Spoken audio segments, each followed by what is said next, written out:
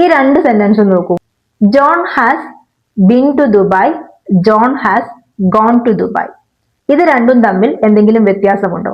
Where have you been എന്ന് ചോദിക്കുന്നതും where have you gone എന്ന് ചോദിക്കുന്നതും തമ്മിലുള്ള വ്യത്യാസമാണ് ഇന്നത്തെ വീഡിയോയിലൂടെ നോക്കുന്നത്. John has been to Dubai എന്ന് പറയുമ്പോൾ ജോൺ എന്ന് പറയുന്ന ആള് ദുബായിൽ പോയിട്ടുണ്ട്, അതിനുശേഷം തിരിച്ചെത്തുകയും ചെയ്തിട്ടുണ്ട്. അതായത് ജോൺ ഇപ്പോൾ ദുബായിലല്ല ഉള്ളത്, ദുബായിൽ നിന്ന് അയാൾ തിരിച്ച് വന്നിട്ടുണ്ട്.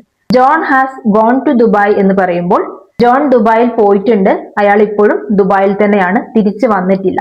നമുക്ക് കുറച്ച് എക്സാമ്പിൾസ് നോക്കാം. ഇപ്പോൾ ഒരു കോണ്ടെക്സ്റ്റ് പറയുകയാണെങ്കിൽ, നമ്മൾ വർക്ക് ചെയ്യുന്ന സ്ഥലത്ത് ഒരു കോ വർക്കർ അരമണിക്കൂർ ലേറ്റ് ആയിട്ട് ഓഫീസിൽ വരുന്നു. അപ്പോൾ നമ്മൾ അവരോട് ചോദിക്കുകയാണ്, വെർ ഹാവ് യു ബീൻ?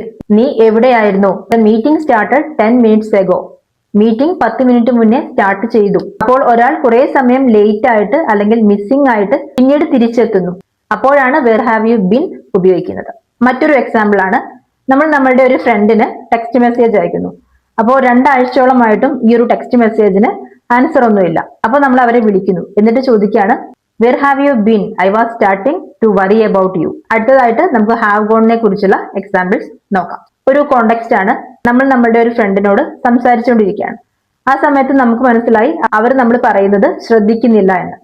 അപ്പോൾ നമുക്ക് പറയാം, where have you gone? You stopped listening to my story. 2 friends super മാർക്കറ്റിൽ സാധനങ്ങൾ പിക്ക് ചെയ്തുകൊണ്ടിരിക്കുന്നു.